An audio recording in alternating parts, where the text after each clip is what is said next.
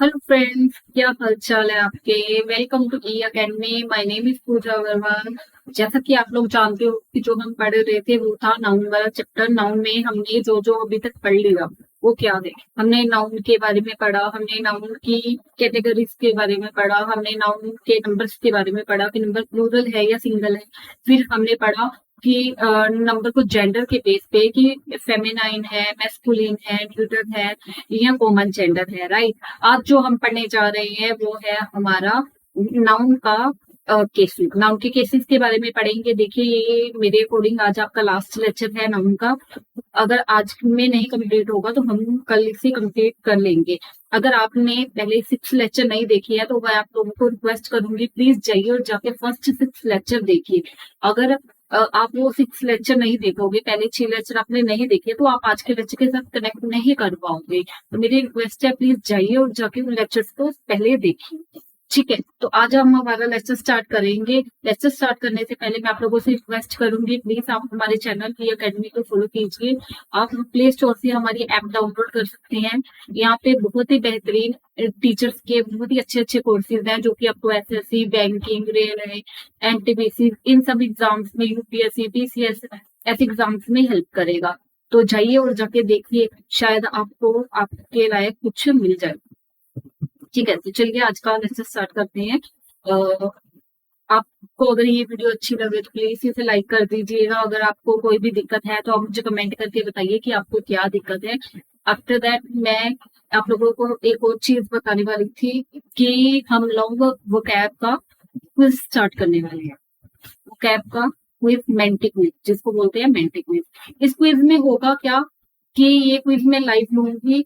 हम लोग लाइव आएंगे और आप लोगों को इस साइट पे जाना है, menti.com पे, और मैं आपको एक कोड बताऊंगी, आपको उस कोड को फिल करना है और अपना नाम फिल करना है। फिर क्या होगा, एक कॉम्पिटिशन स्टार्ट होगा। सब बच्चे अपने अपने घर बैठे इस गेम को खेल। इट्स काइंड ऑफ गेम, मैं इसको गेम कहूंगी। एक ऐसी गेम है जिससे आपकी इंग्लिश भी इम्प्रूव होगी और आपको मजा भी आएगा।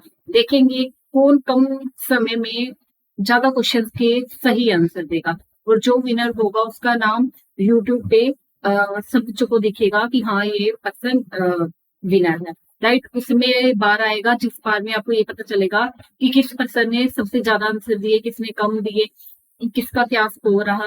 मैं आप सब लोगों से रिक्वेस्ट करूंगी, प्लीज इस क्विज को जरूर अटेंड करना। आप लोगों को बहुत मजा आने वाला है और आप लोगों के लिए बेनिफिशियल भी बहुत रहेगा।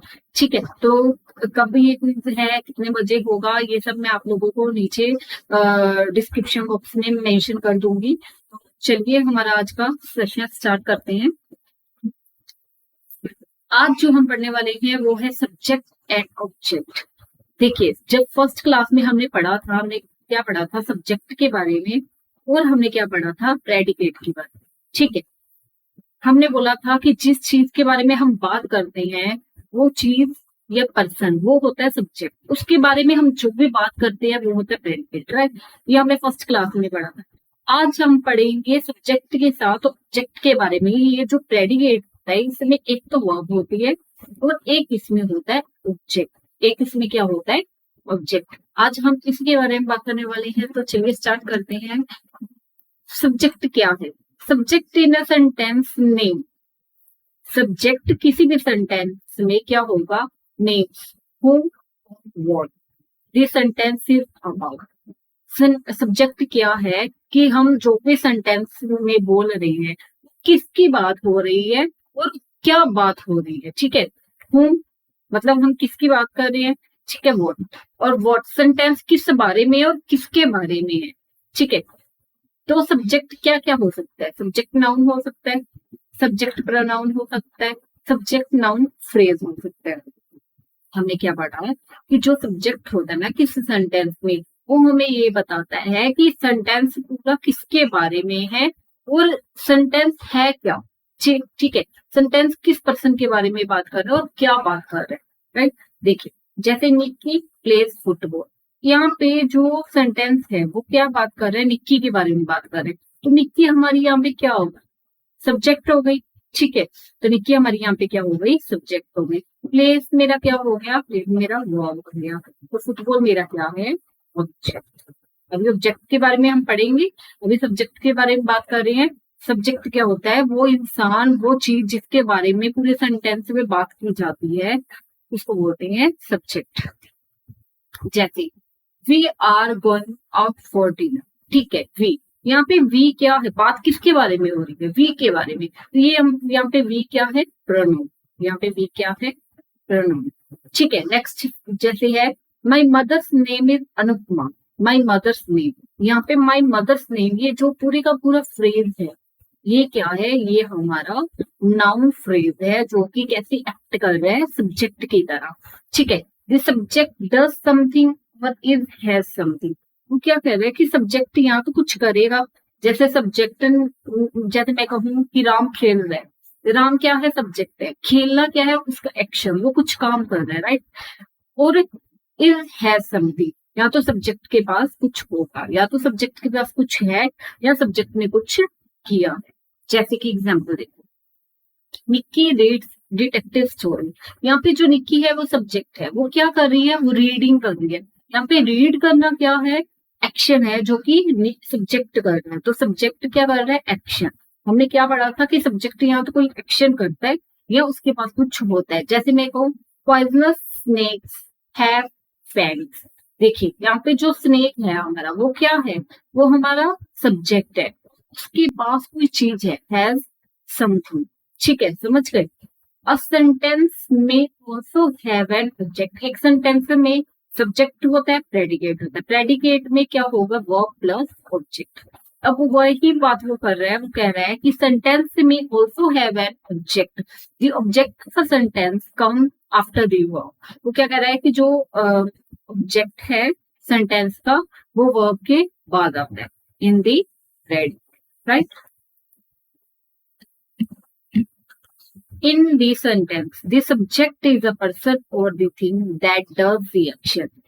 किसी भी सेंटेंस में सब्जेक्ट वो चीज होती है जो कोई एक्शन करता है। ठीक है, सब्जेक्ट वो इंसान है जो कि डूअर है, जो कोई एक्शन कर रहा है। In the opposite, in the same sentence क्या होगा कि जो ऑब्जेक्ट है इज अ पर्सन और thing that receive the action. मान लीजिए एक सेंटेंस है, उसमें ये सब्जेक्ट है और ये ऑब्जेक्ट है। सब्जेक्ट का काम है एक्शन करना और ऑब्जेक्ट का काम क्या है? उस एक्शन को रिसीव करना। ठीक है, जैसे कि ये क्वेश्चन है, राधा फीड्स द बेबी, यहाँ पे राधा कौन है? सब्जेक्ट है। यहाँ पे बेबी क्या है? ऑब्जेक्ट है। राधा ने कोई एक्शन किया, बेबी ने वो एक्शन रिसीव, राइट। ऑब्जेक्ट ने वो एक्शन रिसीव किया। अब इनको पहचानने का तरीका क्या है? The object answers the question what और who। अगर आपको नहीं समझ आ रहा किसी सेंटेंस में ऑब्जेक्ट कौन सा है, तो आपको दो क्वेश्चंस के आंसर मिलने चाहिए, what और who। अगर इन दोनों क्वेश्चंस के आंसर मिलती है तो वो 100% चीज क्या है? ऑब्जेक्ट। जैसे the boy played well and won the trophy। तो यहाँ पे क्वेश्चन क्या बन रहा है? मान लीजिए मुझे समझ नहीं आ रहा कि इस पूरे सेंटेंस में ऑब्जेक्ट क्या है, तो मैं अपने आप से एक क्वेश्चन पूछूंगी, the boys played well and one the what, उन्होंने क्या जीता? वॉट। अगर वॉट का आंसर दे रहा है तो ट्रॉफी मेरा क्या हो गया? Object, right.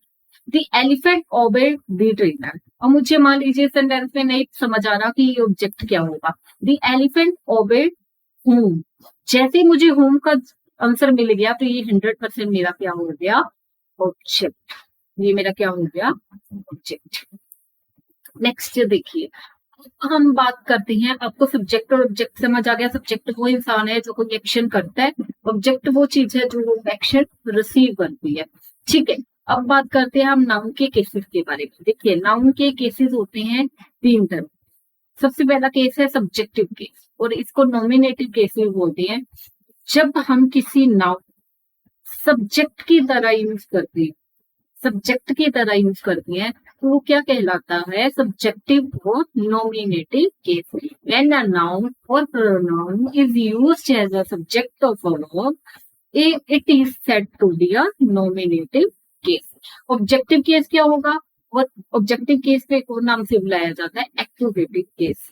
When a noun or pronoun is used as an object of a verb, is said to be a objective case। ठीक है, जैसे मैं कहूँ राम कॉल्ड रीना, ठीक है, यहाँ पे राम क्या है? सब्जेक्ट। रीना क्या है? ऑब्जेक्ट। ठीक है, तो एक ही सेंटेंस पे मेरे पास सब्जेक्ट भी है ऑब्जेक्ट भी है, तो दोनों ही क्या है, नाउन। नेक्स्ट नोट, अब एक नोट है, टू फाइंड द नॉमिनेटिव। अगर आपको सब्जेक्टिव केस फाइंड करना है तो आप अपने आप से क्वेश्चन पूछो हु। अगर आपको हु और वॉट दोनों में से किसी का भी आंसर मिल गया तो वो बिफोर दी वर्ड, ठीक है, तो वो 100% क्या है, सब्जेक्टिव केस है, नॉमिनेटिव केस है। To find the accusative, accusative मतलब ऑब्जेक्टिव केस, अगर आपको ऑब्जेक्टिव केस करना है तो अपने आप को क्वेश्चन पूछो क्या हूं। अगर आपको सब्जेक्टिव केस फाउंड करना है तो आप अपने आप को क्या क्वेश्चन पूछोगे, हु और व्हाट। अगर आपको ऑब्जेक्टिव केस फाइंड करना है तो आप अपने आप को क्या क्वेश्चन पूछोगे, हु और व्हाट। ठीक है, a noun which come after a preposition, एक चीज बहुत ही इंपॉर्टेंट पॉइंट है, बहुत ध्यान से सुन लीजिए। अगर प्रेपोजिशन के बाद कोई भी नाउन आता है वो हमेशा ऑब्जेक्टिव केस में होगा। कौन से केस में होगा, ऑब्जेक्टिव केस में। A noun which come after a preposition is called, is said to be a accusative case or objective case. Example, the book is on the desk. यहाँ पे on क्या है, preposition, तो यहाँ पे the desk का क्या है, मेरा ऑब्जेक्टिव केस है, राइट। ठीक है, ये मेरा क्या है, objective case. The noun desk is the accusative case governed by the preposition on. नीचे देखिए, read the following sentences. Hurry broke the window. Hurry broke what? Vote का आंसर दे रहा है तो ये क्या बन गया मेरा, object. The window was broken, what was broken, vote का आंसर दे रहा है तो ये मेरा क्या है, सब्जेक्ट। एक चीज आप गौर करोगे, यहाँ पे सेम नाउन एक बार तो ऑब्जेक्ट की तरह बिहेव कर रहा है, एक बार कैसे बिहेव कर रहा है, सब्जेक्ट की तरह बिहेव कर रहा है, तो ये मैटर नहीं करता। ऐसा कोई रूल नहीं है कि अगर कोई चीज सब्जेक्ट बन गई तो वो ऑब्जेक्ट नहीं बन सकती। एक चीज सब्जेक्ट भी बन सकती है, ऑब्जेक्ट भी बन सकती है, डिपेंड करता है कि उसे कैसे यूज किया जा रहा है, राइट। देखिए, it will be seen that noun in English have the same form for nominative and accusative, मतलब सब्जेक्टिव केस में और ऑब्जेक्टिव केस में नाउन सेम हो सकता है। The nominative generally come before the verb, होता क्या है, जो हमारा सब्जेक्टिव केस है वो मोस्टली वर्ब से पहले आता है, और जो हमारा ऑब्जेक्टिव केस है वो वर्ब के बाद आता है। ठीक है, hence they are distinguished by the order of word और by the sense. इनको सेंस से भी पहचाना जा सकता है और इनको इनके ऑर्डर से भी पहचाना जा सकता है। तो हमने अभी तक क्या पढ़ा कि सब्जेक्टिव केस क्या होता है, जो हमारे सेंटेंस का सब्जेक्ट है वो सब्जेक्टिव केस है, जो हमारे सेंटेंस का ऑब्जेक्ट है वो क्या है, ऑब्जेक्टिव केस है, पहली चीज। दूसरी चीज हमने ये पढ़ी कि प्रेपोजिशन के बाद हमेशा ऑब्जेक्टिव केस होता है। तीसरी चीज हमने ये पढ़ी कि एक ही वर्ड, एक ही नाउन सब्जेक्टिव केस भी हो सकता है, ऑब्जेक्टिव केस भी हो सकता है। ठीक है, फिर हमने फोर्थ पढ़ा कि जो हमारा सब्जेक्टिव केस है वो वर्ब से पहले आता है, और जो हमारा ऑब्जेक्टिव केस है वो वर्ब के बाद आता है। ठीक है, नेक्स्ट है डायरेक्ट इनडायरेक्ट ऑब्जेक्ट। डायरेक्ट और इनडायरेक्ट ऑब्जेक्ट क्या होता है, देखिए जैसे फर्स्ट सेंटेंस है, Rama gave a ball, Rama gave a ball, यहाँ पे जो बॉल है वो क्या है, वो मेरा ऑब्जेक्ट है। ठीक है, यहाँ पे तो कोई दिक्कत नहीं, यहाँ पे तो आप इजिली पहचान लोगे कि हाँ ये ऑब्जेक्ट है। तो यहाँ पे रामा हो गया सब्जेक्ट, गेव हो गई वर्ब, अभी Hari a ball, Rama gave Hari a ball, अब यहाँ पे ये ऑब्जेक्ट है या ये ऑब्जेक्ट है, कंफ्यूजन। देखिए ये दोनों ही ऑब्जेक्ट हैं, ये दोनों ही ऑब्जेक्ट हैं, पर इनके नाम अलग अलग हैं। इनमें से एक डायरेक्ट ऑब्जेक्ट है, एक इनडायरेक्ट ऑब्जेक्ट। ठीक है, in each of the sentences the noun ball is the object of gave. देखिए, Rama gave what a ball, Rama gave what a ball. ठीक है, यहाँ पे जो बॉल है वो ऑब्जेक्ट किसका है, वर्ब गेव का, तो ये तो ऑब्जेक्ट है 100%। In the second sentence, we are told that Hari was the person to whom Rama gave a ball. वो क्या कह रहा है, सेकंड सेंटेंस में क्या बताया गया है कि रामा ने बॉल किसको दी, हरि को दी। ठीक है, तो हरि क्या हो गया, हरि गेव का इनडायरेक्ट ऑब्जेक्ट हो गया। देखिए इनडायरेक्ट ऑब्जेक्ट अगर हम नहीं भी मेंशन करेंगे तो भी कोई फर्क नहीं पड़ेगा। इनडायरेक्ट जो ऑब्जेक्ट होते हैं वो कंपल्सरी नहीं होते, डायरेक्ट ऑब्जेक्ट कंपल्सरी होते हैं। जैसे the noun Hari is called indirect object. जैसे मैं लिखूं रामा गेव सेंस बन रहा है, ठीक है। अगर मैं कहूँ रामा गेव हरी, क्या अब कोई सेंस बन रहा है? कोई मजा नहीं आया सुन के, समझ आई? तो मतलब ये इंपॉर्टेंट ऑब्जेक्ट है, इस ऑब्जेक्ट के बिना काम नहीं चलेगा। जो डायरेक्ट ऑब्जेक्ट होता है वो हमारा कंपल्सरी होता है, उसके बिना काम नहीं चलता। इनडायरेक्ट के बिना तो हम फिर भी काम चला लेंगे, ठीक है। The noun Hari is called indirect object, the noun ball is called direct object. It will be noticed that the position of the indirect object is immediately after the verb and before the direct object. वो क्या कहता है कि ये हमने notice किया कि जो इनडायरेक्ट ऑब्जेक्ट है, जैसे हरी हमारा इनडायरेक्ट ऑब्जेक्ट है, वो क्या है? Immediately after the verb, verb के बिल्कुल पीछे और डायरेक्ट ऑब्जेक्ट के और लगाया जाता है, ठीक है। जैसे मैंने लिखा Rama gave Hari a ball, ये इसका कहने का मतलब क्या है? वो एक्चुअली कहना क्या चाहता है? Rama gave a ball to Hari, उसने किसको बोल दी? हरी को। Will you do me a favour, ये मान लीजिए मैं किसी को सेंटेंस बोल दी, will you do me a favour, यहाँ पे भी दो ऑब्जेक्ट है, एक बी और एक फेवर, ठीक है। तो मैं एक्चुअल में कहना क्या चाहती हूँ? Will you do a favour to me, ठीक है। I bought Rama a ball, अब ये एक्चुअल में मैं कहना क्या चाहती थी? I bought a ball for Rama. Fetch the boy a book, fetch a book for the boy. She made Ruth a new dress, वो एक्चुअल में कहना क्या चाहती थी? She made a new dress for Ruth. Get me a taxi, get a taxi for me.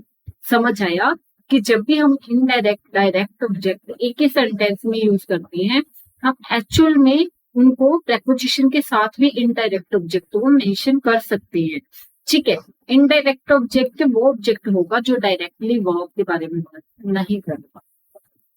देखिए, we see that indirect object of a verb denote the person to whom something is given. वो क्या कह रहा है? Indirect object जो verb का है वो हमें ये बताना चाहता है कि द पर्सन, इस पर्सन के बारे में, to whom something is given, जिसे कुछ दिया गया है। जैसे हमने कहा कि रामा ने अपने बॉल हैरी को दे दी, ठीक है। तो यहाँ पे हैरी वो इंसान है जिसको कुछ दिया गया है, और for whom something is done, और उस पर्सन की बात करता है जिसके लिए कुछ किया गया हो, जिसके लिए कुछ किया गया हो, ठीक है। नेक्स्ट हमारे पास थर्ड केस है पोजेसिव केस। पोजेसिव केस और जेनेटिव केस, उसको क्या बोलते हैं? जेनेटिव केस और पोजेसिव केस। पोजेसिव केस क्या होती है? जब हम पोजेशन की बात करते हैं, हम ओनरशिप की बात करते हैं, उसको बोलते हैं पोजेसिव। जैसे हम कहते हैं नहीं कि ये इंसान इस पर्सन के लिए बड़ा पोजेसिव है। लड़कियां ना अपनी चीजों को लेके बहुत पोजेसिव होती है। पोजेसिव होने का क्या मतलब है? कि मतलब आप समझते हो वो चीज मेरी, समझ गए, ठीक है। दिस इज रामास अम्ब्रेला, यहाँ पे रामास, ये जो अपोस्ट्रोफी एस है, ये हमें क्या बता रही है? ये हमें ये बता रहा है कि हम जिस भी चीज की बात कर रहे हैं वो उस पर्सन को बिलोंग करती है। ये जो अम्ब्रेला है ये किसको बिलोंग करता है? ये रामा को बिलोंग करता है। रामास अम्ब्रेला मतलब क्या हो गया? Umbrella belonging to Rama. The form of the noun Rama is changed to Ram. हमने क्या किया? रामा को किसमें बदल दिया? राम, ठीक है। रामा डाल के हमने क्या लगा दिया? अपोस्ट्रोफी एस, क्या लगा दिया? Apostrophe S. To show ownership, क्या दिखाने के लिए? ऑनरशिप दिखाने के लिए कि मतलब ये चीज इस इंसान की है, ये उस चीज का ओनर है। और पोजेशन, जैसे मान लीजिए ये पेन है, ये किसका पेन है? ये मेरा पेन है, बात समझ आई? तो मैं इसकी क्या हूँ? मैं इसकी ओनर हूँ, ये मेरा पोजेशन है, बात समझ आ गई, ठीक है। दी possessive, the noun ramas is therefore to be possessive और genetic case। तो ramas क्या हो गया हमारा? possessive case। the possessive answer the question, ये किस क्वेश्चन का आंसर देता है? whose का। जैसे ऑब्जेक्टिव केस देता है whom का, ठीक है। आपका सब्जेक्टिव केस देता है who का, उसी तरह से आपका जो पोजेसिव केस है वो क्वेश्चन किस क्वेश्चन का आंसर देता है, हुज। मतलब ये चीज किसकी है, हुज समथिंग, रामदास। ठीक है, next, the possessive case doesn't always do not possession. ये कोई जरूरी नहीं है कि ये हमेशा पोजेशन की बात करे, ये कई बार किसकी बात करते हैं, ऑथरशिप की, ओरिजिन की, कार्य की। जैसे देखिए शेक्सपियर प्ले, यहाँ पे जो अपोस्ट्रोफी एस है ये क्या बताना चाह रहा है कि जो ये प्ले है वो किसने लिखा है, शेक्सपियर ने। A mother's love, a mother's love, ये जो अपोस्ट्रोफी एस है ये क्या बताना चाह रहा है, the love felt by a mother. The president's speech, यहाँ पे ये अपोस्ट्रोफी एस क्या बताना चाह रहा है, the speech delivered by the president. Mister Agarwal house, ये क्या बताना चाह रहा है, the house where mister Agarwal live. ठीक है, वो घर जहाँ पे मिस्टर अग्रवाल रहते हैं। Ashok school, the school where Ashok go. A children playground, a playground for children.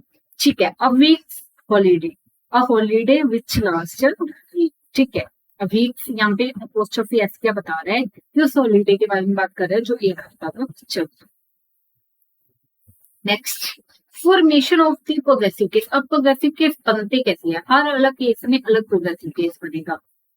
सबसे पहली चीज, when the noun is singular, जब नाउन सिंगुलर है, the progressive case is form. तो प्रोग्रेसिव केस कैसे बनेगा, अपोस्ट्रोफी एस डाल दो तो वो प्रोग्रेसिव केस बन जाएगा। जैसे द बॉयज बुक, ठीक है, मान लीजिए ये किसी लड़की की बुक है, मान लीजिए मेरा पेन है या किसी लड़के का पेन है या किसी लड़की की बुक है, तो मैं उसको कैसे दिखाऊंगी, दी बॉय।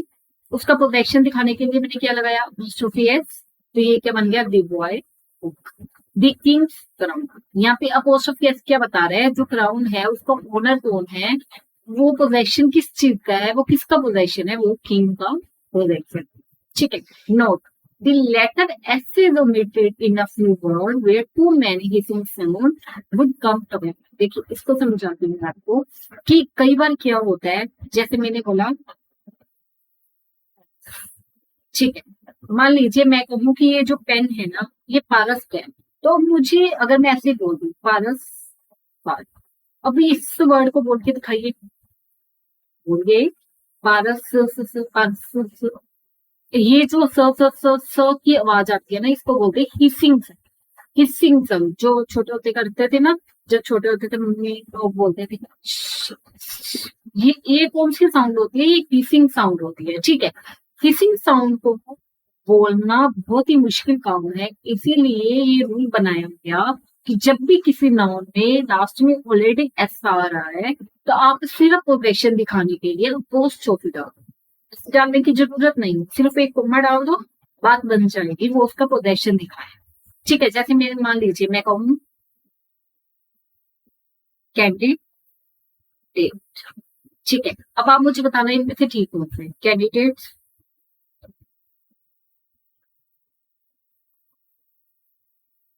कैंडिडेट्स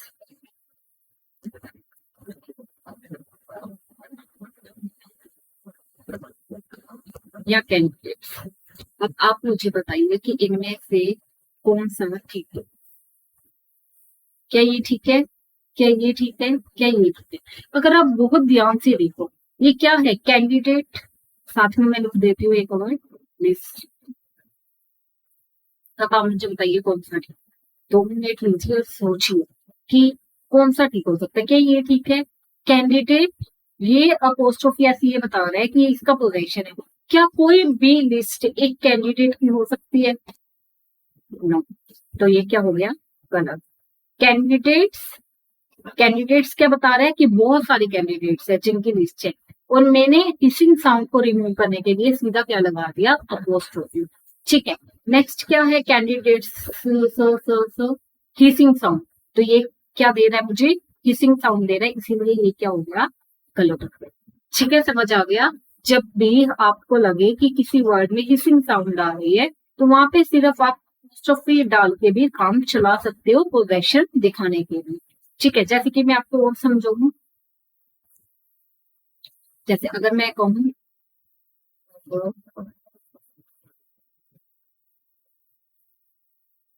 गर्ल,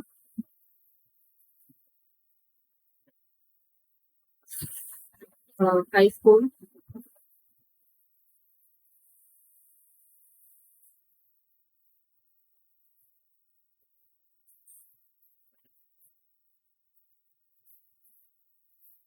जैसे हम स्कूल्स में जाते हैं तो वहां पे लिखा नहीं होता गर्ल्स रूम, गर्ल्स रूम। मैं ये बताना चाहती हूँ, देखिए मैं आप लोगों को एक्चुअल में ये बताना चाहती हूँ, इसको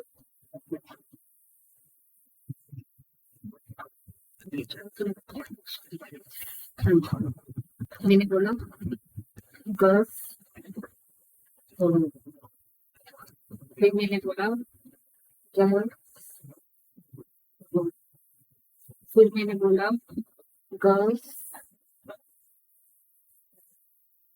अब आप देख के ही समझ गए होंगे ये जो गर्ल्स रूम है, एक लड़की का तो रूम हो नहीं सकता। ठीक है, जैसे आप मान लीजिए किसी हॉस्टल में गए हो, वहां पे आप बता रहे हो कि ये गर्ल्स के रूम है, ठीक है, बहुत सारी गर्ल्स के रूम है, तो यहाँ पे तो फिर गर्ल्स ये हिसिंग साउंड आ गई, ये तो गलत। फिर मैंने बोला गर्ल, एक लड़की का रूम तो हो नहीं सकता, ये क्या हो गया, गलत। तो यहाँ पे क्या कहना ठीक है, गर्ल, और ऊपर क्या डाल दो, अपोस्ट्रोफी होम। ठीक है, समझ गई। जैसे कि अगर मैं कहूँ रेजिडेंट्स एसोसिएशन,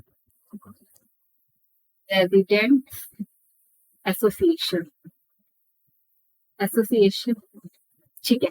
अगर मैं यहाँ पे रेजिडेंट्स ये बोलती हूँ तो ये इसी साउंड देगा। अगर मैं बोलती हूँ रेजिडेंट्स तो ये क्या हो गया, एक रेजिडेंट की एसोसिएशन हो सकती है कभी भी नहीं। एसोसिएशन का मतलब ये होता है कि जो बस बहुत सारे लोग मिलके कुछ बनाते हैं, ठीक है, तो ये भी गलत हो गया। तो इसका करेक्ट क्या होगा, रेजिडेंट्स एसोसिएशन, ठीक है।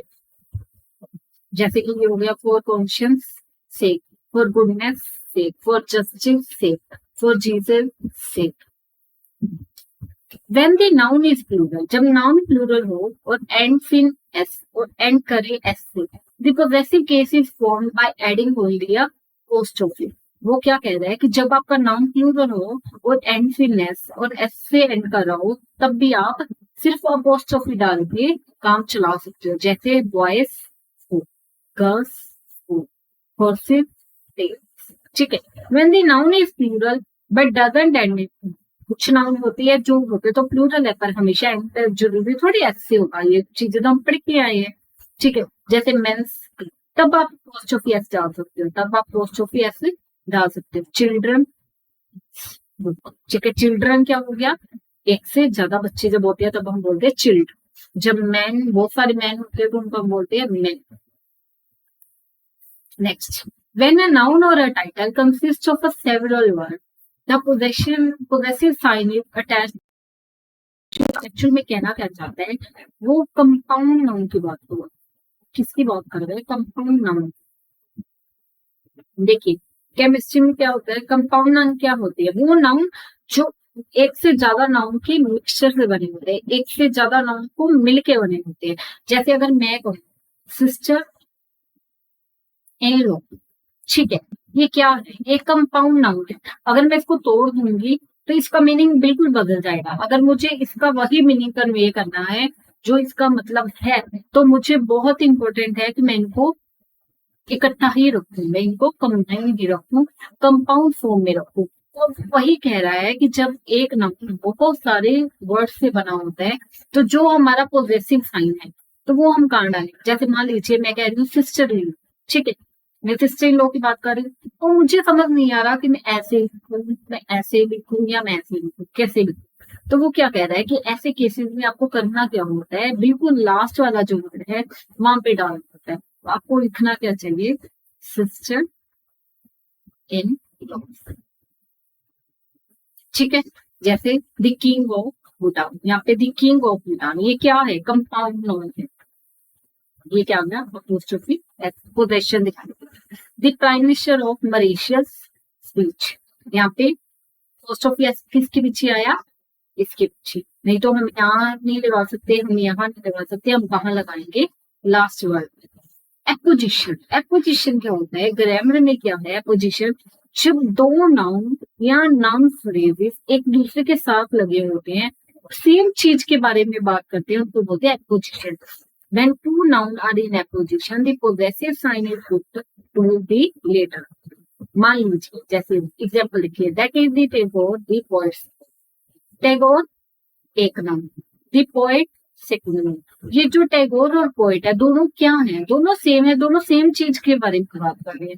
ठीक है, तो अब मेरी कंफ्यूजन ये है कि मैं टैगोर के साथ पोजेशन डालूं या पोएट के साथ पोजेशन डालूं। तो वो क्या कह रहा है कि जब भी आपको ऐसी कंफ्यूजन हो, आप एपोजिशन वाली कंडीशन हो, तो आप क्या करो, पोजेशन डालो बाद वाले नाउन के साथ, जो बाद में आया है उसके साथ। ठीक है, जैसे कि also when the two nouns are very closely connected, the possessive is put to be later. ठीक है, जैसे कारिम एंड सलीम्स बेकरी। देखिए एक चीज, देखिए दो चीजें होती हैं, एक होता है कॉमन नाउन, कॉमन पोजेशन, एक होता है स्प्लिट पोजेशन। मैं कहूँ मेरा इसका दोस्त, मान लीजिए आपका और मेरा दोस्त क्या है, सेम है। अगर हम दोनों का पोजेशन सेम है, हम दोनों का दोस्त सेम है, तो क्या कहलाएगा, कॉमन पोजेशन। ठीक है, अगर मैं कहूँ आपका दोस्त मेरा, हम दोनों के दोस्त क्या है, अलग है, उनका कोई आपस में लिंक नहीं, तो ये क्या हो गया, स्प्लिट पोजेशन, कि आपका पोजेशन आपका, मेरा पोजेशन मेरा। बात समझ आई। कॉमन पोजेशन क्या होता है, जब दो लोगों का सेम पोजेशन हो। ठीक है, जैसे मैं कहूँ राम एंड श्याम फ्रेंड। अगर मैं कहती हूँ राम एंड श्याम फ्रेंड, यहाँ पे मैं फ्रेंड भी बोल सकती हूँ, यहाँ पे मैं फ्रेंड्स भी बोल सकती हूँ, राम एंड श्याम फ्रेंड। ठीक है, ये मुझे ये दिखा रहा है कि राम एंड श्याम मतलब ये दोनों ऐसे दोस्त हैं जिनका पोजेशन क्या है, सेम है, जिनका पोजेशन क्या है, सेम है। उनकी एक भी फ्रेंड कॉमन हो सकते हैं, एक से ज्यादा भी फ्रेंड हो सकते हैं। ठीक है, देखिए अगर मैं कहूँ एंड श्याम फ्रेंड, क्या अभी यहाँ पे फ्रेंड लिख देना ठीक है, नहीं, क्योंकि अभी ये अलग स्प्लिट पोजीशन हो गया, राम का अलग पोजीशन है, श्याम का अलग पोजीशन है। तो यहाँ पे अगर एक से ज्यादा की बात हो रही है तो फ्रेंड्स भी तो एक से ज्यादा ही होंगे ना, क्या हो गया, प्लूरल फॉर्म में आएगा, यहाँ पे जो नाउन आएगा वो क्या आएगा, प्लूरल आएगा। ठीक है, तो ये क्या हो गया, अगर मैं यहाँ पे लिखती हूँ, अगर राम एंड श्याम फ्रेंड, तो वो हो गया मेरा कॉमन पोजीशन। अगर मैं लिखती हूँ राम एंड श्याम फ्रेंड्स, तो वो मेरा क्या हो गया, split position. Each of the two or more noun connecting noun implying separate possession, separate possession कह लो, split possession कह लो, must check the possessive sign as Raja, Rao's and R K Narayan singers. देखिए ये एक पर्सन है, इसका अपना नोबल है, ये एक पर्सन है, इसका अपना नोबल है, मतलब इन दोनों की नोबल्स अलग अलग है, तो यहाँ पे हमने क्या कर दिया, नोबल्स एक से ज्यादा।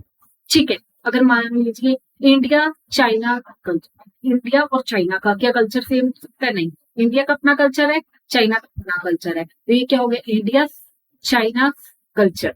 ठीक है, इन दोनों का अलग अलग कल्चर है, और कल्चर क्या है, अनकाउंटेबल नाउन है, इसलिए इसको आप पीछे ऐसे डाल के कल्चर मत कर लेगा। ठीक है, अनकाउंटेबल नाउन है तो सिंगुलर रहेगा, अगर काउंटेबल नाउन है तो हमेशा स्प्लिट पोजीशन में क्या होगा, प्लूरल होगा। मैं कहना ये चाहती हूँ कि अगर आपके पास कॉमन पोजीशन है, अगर आपके पास कॉमन पोजीशन है, मतलब noun one plus noun two और पोजीशन कॉमन है, तो आपके पास जो यहाँ पे आएगा वो सिंगुलर भी हो सकता है नाउन, वो प्लूरल भी हो सकता है। ठीक है, पर अगर आपके पास स्प्लिट पोजीशन है या सेपरेट पोजीशन है, नाउन वन का अपना पोजीशन है, नाउन टू का अपना पोजीशन है, तो इस केस में हमेशा ही प्लूरल नाउन आएगा। अगर वो अनकाउंटेबल नाउन है तो फिर तो वो सिंगुलर होगा ही, फिर तो ये आप बात जानते ही हो, अनकाउंटेबल नाउन हमेशा आप कभी भी उसको सिंगुलर से प्लूरल नहीं बना सकते। ठीक है, तो जैसे शाइना एंड रिया हस्बैंड, अगर मैं ऐसे लिख दूं शाइना एंड रिया हस्बैंड, ये क्या बात, ये इससे क्या सेंस निकल के आ रही है? इससे तो ये लग रहा है कि रिया और शाइना का ना जो हस्बैंड है वो कोमा नहीं, नॉनसेंस क्रिएट हो गई। अगर मैं कहना चाहती हूँ शाइना एंड रिया हस्बैंड, तो मैं बेसिकली आपको ये मेरे को ये लिखना चाहिए शाइना एंड रिया और हस्बैंड। ठीक है, नेक्स्ट है use of possessive case. The possessive case is now use chiefly with the name of living. अब देखिए दो चीजें, लिविंग, नॉन लिविंग, लिविंग और नॉन लिविंग। अगर मुझे लिविंग की बात करनी है तो मैं क्या करूंगी, सीधा अपोस्ट्रोफी एस लगा दूंगी। जैसे मैं कहूँ राम, ठीक है, राम क्या है, लिविंग पर्सन है, तो मैं सीधा अपोस्ट्रोफी एस लगाया, पोजेशन दिखा दिया। पर ऐसा नॉन लिविंग चीजों के साथ हम नहीं करते। नॉन लिविंग चीजों के साथ अपोस्ट्रोफी एस नहीं लगाया जाता। अगर उनका पोजेशन दिखाना है तो हम कैसे बोलेंगे, जैसे मैं ऐसे नहीं कहूंगी दी टेबल्स में, मैं क्या कहूंगी दी लेग ऑफ टेबल। ठीक है, हम पहले लिखते हैं पोजेशन, फिर हम लिखते हैं ऑफ, फिर हम लिखते हैं नाउन। समझ गए? The cover of the book, हम ऐसे लिखते हैं the cover of the book, हम ऐसे नहीं लिख सकते the book's cover. The roof of the house, ये ठीक है, मैं ऐसे नहीं बोल सकती दी हाउस इज रूम। बात क्लियर है? नॉन लिविंग चीजों के साथ हम अपोस्ट्रोफी एस नहीं लगाते। But the possessive is used with the name of a personified objects. देखिए अभी मैंने बोला कि हम नॉन लिविंग चीजों के साथ अपोस्ट्रोफी एस नहीं डाल सकते, पर कुछ ऐसे ऑब्जेक्ट है जिनके साथ हम डाल सकते हैं। वो कौन सी हैं? जब हम बात करते हैं किसी प्लेस की, जब हम बात करते हैं टाइम की, जब हम बात करते हैं प्लेस की, इसके साथ आप अपोस्ट्रोफी एस डाल सकते हो। जब हम बात करते हैं टाइम की, तब आप अपोस्ट्रोफी एस डाल सकते हो। जब हम बात करते हैं पर्सोनिफाइड थिंग्स की, पर्सोनिफाइड थिंग्स क्या हो गया, वो चीजें जो कि एनिमेटेड है, जो कि जिंदा नहीं है, फिर भी हम उनको ट्रीट कैसे करते हैं जैसे वो जिंदा हो। जैसे कि मान लीजिए हम अपने फोन से बात करते हैं, हम हमारी एक्टिवा, बाइक, इन सब से बात करते हैं। जैसे मान लीजिए आप कहीं जा रहे हो और चलते चलते आपकी बाइक रुक गई, आप क्या करते हो, आप उसको जोर से लात मारते हो, कहते हो चल ना, चलती क्यों नहीं? क्या वो लड़की है? क्या वो आपको पलट के रिप्लाई देगी? क्या आप उससे बात कर रहे हो? क्योंकि आप उसको कैसे ट्रीट कर रहे हो कि जैसे वो एक लिविंग थिंग है। ठीक है, फिर हम जो हमारे इडियम्स होते हैं, इडियमेटिक एक्सप्रेशन जो होते हैं, उनके साथ भी हम अपोस्ट्रोफी एस लगा सकते हैं। फिफ्थ, जो हमारी सेलेस्टियल बॉडीज होती हैं जैसे कि सन, ये सब क्या है, इन सब के साथ भी हम अपोस्ट्रोफी एस लगा सकते हैं। वही वो बोल रहा है, the possessive is used with the name of the personified object as India's fever. India क्या है? जगह का नाम। जैसे मैं कहूँ दिल्ली पोल्यूशन, मुझे एक चीज बताइए, दिल्ली पोल्यूशन, क्या दिल्ली का पोल्यूशन हो सकता है? नहीं। पोल्यूशन किसका है? लोगों का, व्हीकल्स का, इन सब का। क्या दिल्ली का पोल्यूशन है कोई? नहीं। हम कहते हैं इंडिया पॉपुलेशन, बोलते हैं ना इंडिया पॉपुलेशन। मुझे एक चीज बताइए, क्या इंडिया एक जगह का नाम है? इंडिया एक देश का नाम है? क्या एक देश की पॉपुलेशन हो सकती है?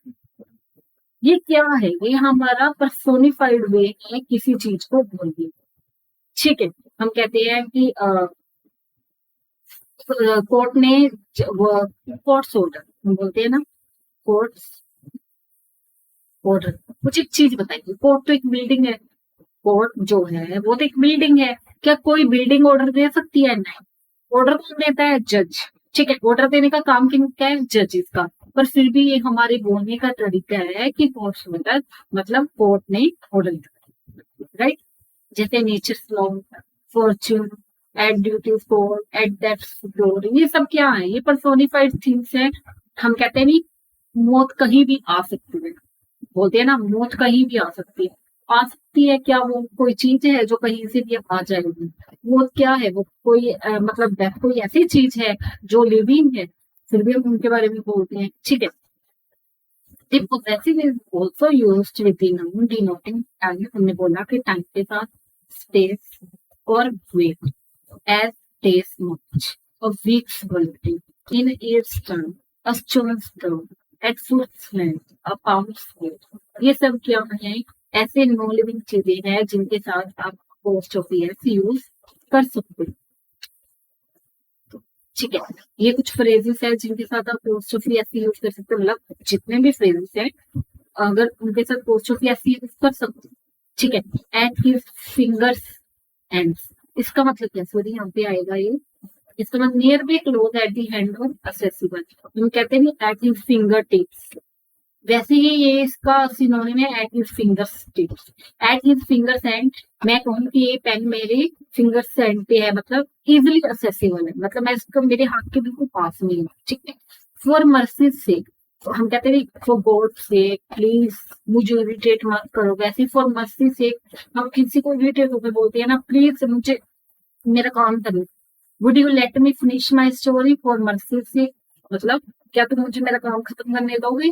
ठीक है, जब हम इरिटेट होकर किसी को कुछ बोलते हैं, किसी से दया की बात करते हैं तो उसको बोलते हैं फॉर मर्सी से टू हिज हर्ट्स कंटेंट, इसका मतलब क्या होता है, टू गेन फुल सेटिस्फेक्शन।